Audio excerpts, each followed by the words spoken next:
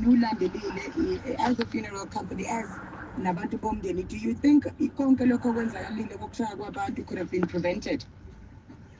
No, abantu bashawe ngayizolo.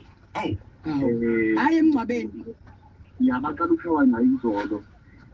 Nothi emngcwabeni bashawe ekuseni lesikhathi beyolanda umzimba. Akekho-ke futhi obeyi-communicate-ile nathi indaba yokuthi umngcwabo uzophela ngo-8. Sizwe nje nathi sifunde emaphepheni. According to uhlelo besinalo nabantu bamaphoyisa, inkonzo izoqala kahle bas-escort njengoba kwenzekile nje bas-escort sizofika emathuneni.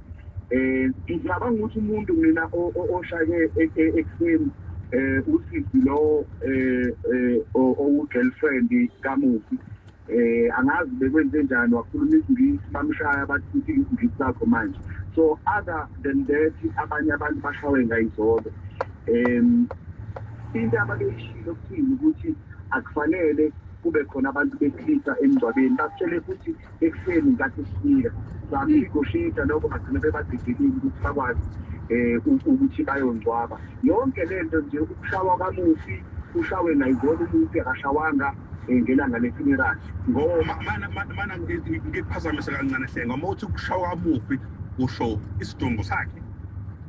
Yebo, angithi lesikhathi befika umndeni kuzokwenza isiko ngembuzi ukuthi bamgeze njengokwesikole place nabantu abamnyama. Yileso sikhathi-ke umufi abamshaye ngaso akuzange ashawe ekuseni. Ibhokisi lamufi nje thina sifika umndeni uthi ulibophe ngentambo ngoba bese sihlakazekile likhahlelwe wona amaphoyisa.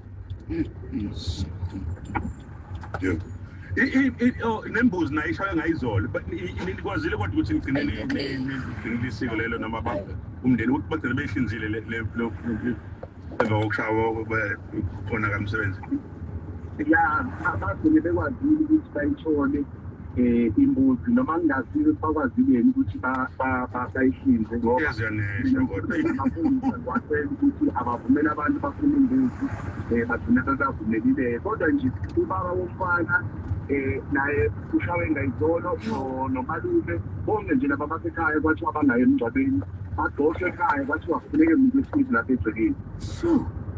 As a funeral parlor practitioner, do you maybe now understand ukuthi why mhlawumbe abanye benqabile ukumfihla umufi? Ngabe do you have any regrets noma awuzisole or being involved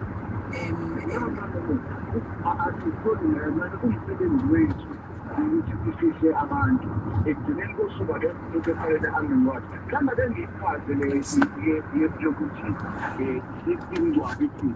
Amaphoyisa uma bengafuni ukuthi umufi angcwatshwe abenelungelo lokwenza lokho, abengambopha ahambe amhlalise emakazini kahulumeni amngcwabe as a proper burial with no attendance. The minute they release the body to the family, kusho ukuthi ifamily isi-free ukwenza lokhu ekumele ngabe iyakwenza.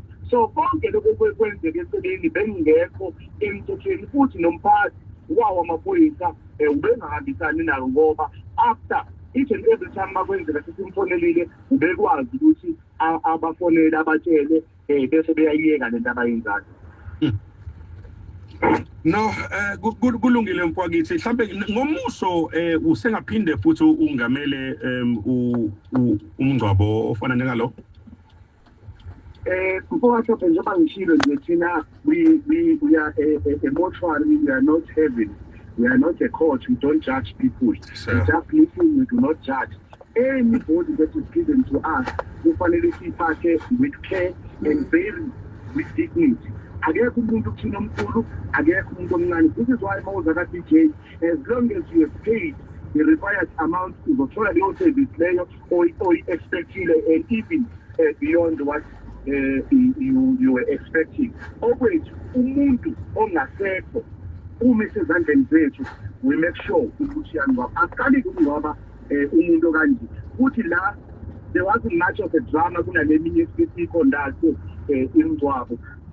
Asiyibonge ipresence yamaphoyisa okwenza ukuthi isimo sibe calm down, singafani nalesi ebesingahle sibe khona ngoba vele bekuzoba khona isimo esingasihle ukuba amaphoyisa bengekho.